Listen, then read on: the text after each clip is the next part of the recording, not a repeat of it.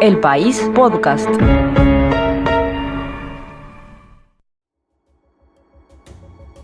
Avenida Graciada nace en el corazón del barrio La Aguada, en el Palacio Legislativo, la monumental sede del Poder Legislativo uruguayo, y muere en Belvedere, donde sus 5,5 kilómetros de extensión se estrellan contra la avenida General Eugenio Garzón. Agraciada conecta y cruza los barrios Reducto, Bellavista, Capurro, El Prado, Paso Molino. Recorrerla de punta a punta es desprenderse de la zona céntrica para meterse más y más en los barrios, cambiar edificios por casas, soltar las avenidas anchas para perderse en las calles apretadas, pequeñas, familiares.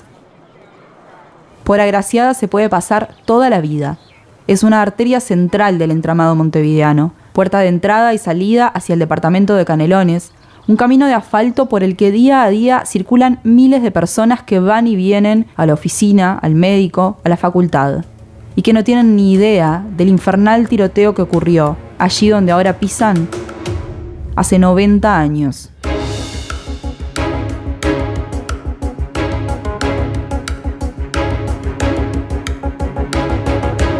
Crímenes es un podcast del País conducido por Belén Furment.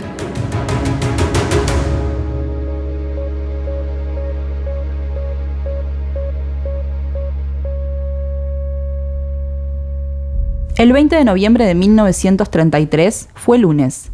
Uruguay era un país en dictadura desde que el 31 de marzo el presidente electo Gabriel Terra, Colorado, había dado un golpe de Estado. Sobre el borde del barrio Paso Molino, Marcos Calleriza, un capitalista del juego, un hombre dedicado a las apuestas clandestinas, estaba en su casa de la calle Manuel Herrera y Oves, a apenas 4 cuadras del cruce de Agraciada y el arroyo Miguelete, cuando alguien llamó a la puerta. Todavía no eran las 8 de la mañana.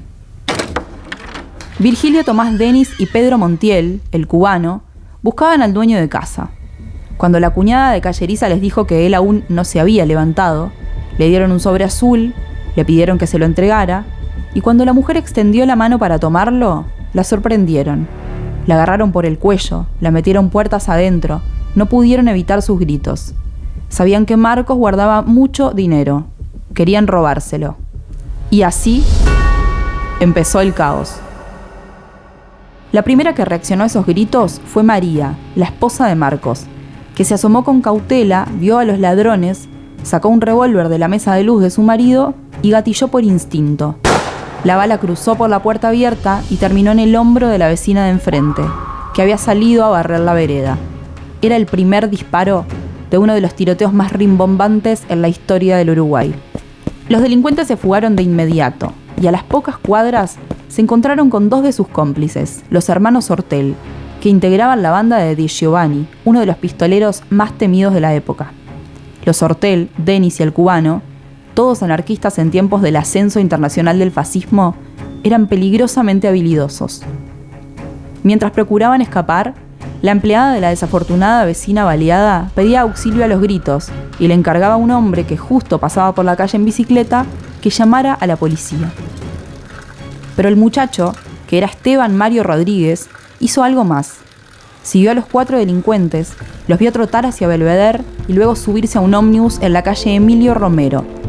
Apuró su bicicleta, se adelantó, y cuando en Camino Castro se encontró con el cabo Juan Lozano de la seccional policial 19, le advirtió lo que pasaba.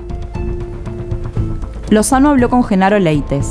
Leites llamó a Máximo Rodríguez, y entre los 3 colegas orquestaron la captura de los ladrones. Frenaron el ómnibus cuando llegaba a la esquina de Camino Castro y Agraciada.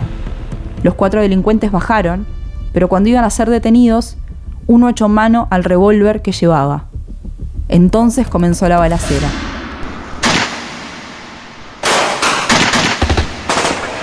Fue todo un desastre. Genaro Leites sujetaba de un brazo a José Hortel cuando el balazo de una pistola Colt calibre 45 lo tiró al suelo. Después cayó el oficial Rodríguez y casi enseguida el cabo Lozano con una herida en su mano. Rodríguez y Leites ya estaban muertos cuando Virgilio Denis, el afinado pistolero que hacía un rato había golpeado la puerta de los Calleriza, les volvió a disparar. El ciclista, los transeúntes, todos los que estaban cerca del actual cruce de Ángel Salvo y Agraciada, intentaban protegerse o intentaban huir, mientras que los 4 ladrones volvían a escaparse. Apenas corrieron 2 cuadras hacia el centro de Montevideo cuando otro oficial, Juan Benigno Rodríguez, de la Brigada de Tráfico, intentó detenerlos sobre el arroyo Miguelete. Le dispararon a su vehículo a diestra y siniestra. Murió poco después. El tiroteo siguió en la estación Yatay, sobre la calle Sufriategui. Ahora eran 2 guardias civiles los que arremetían contra el infalible cuarteto. Uno era Máximo Modesto Alonso, que fue herido de gravedad en un pulmón, pero antes dejó fuera de combate a José Hortel, el primer delincuente caído. Y el otro era Zacarías Estigarribia, que estaba en su día libre y ante semejante revuelo no pudo evitar intervenir.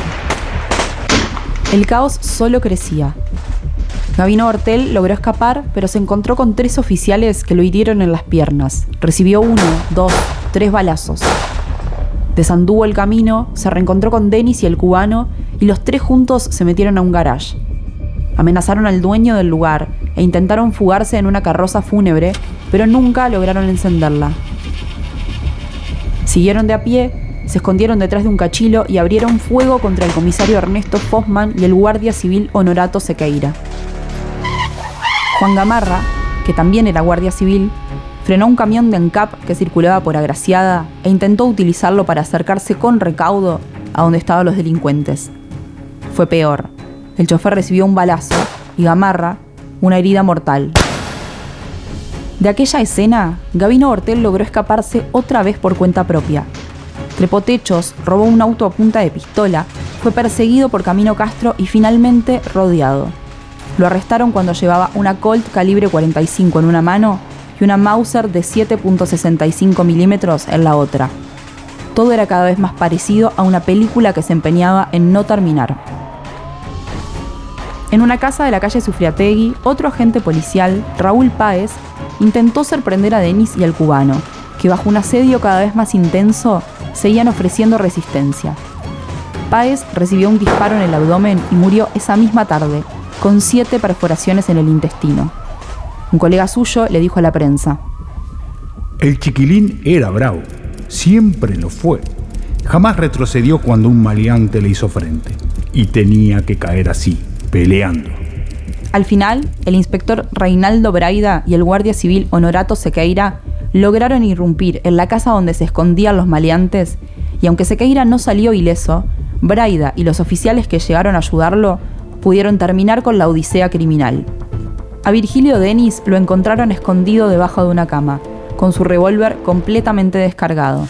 El cubano se suicidó de un disparo, el último de un lunes infernal.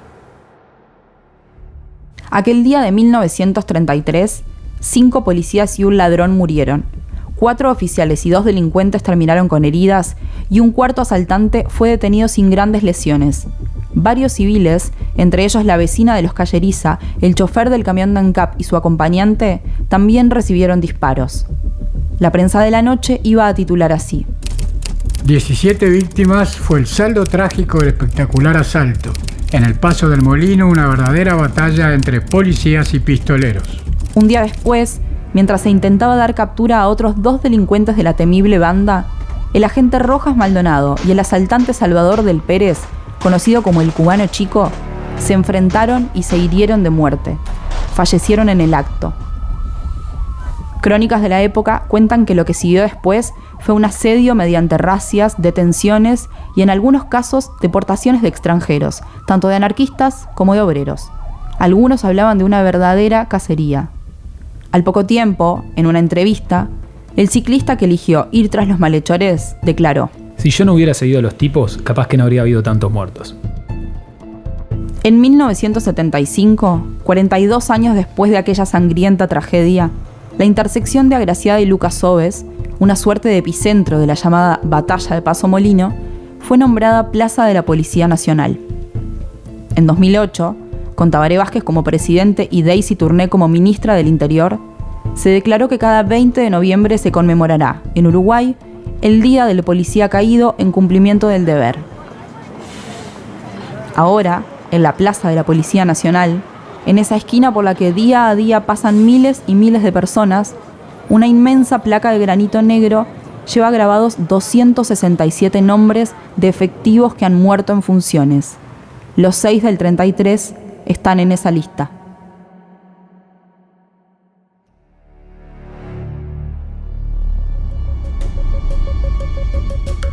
Crímenes es una adaptación de Belén Fourment de la serie Crímenes que marcaron la historia de José Luis Aguiar, publicada en 2023 en El País. Los testimonios de este episodio son recreaciones realizadas por el equipo del País.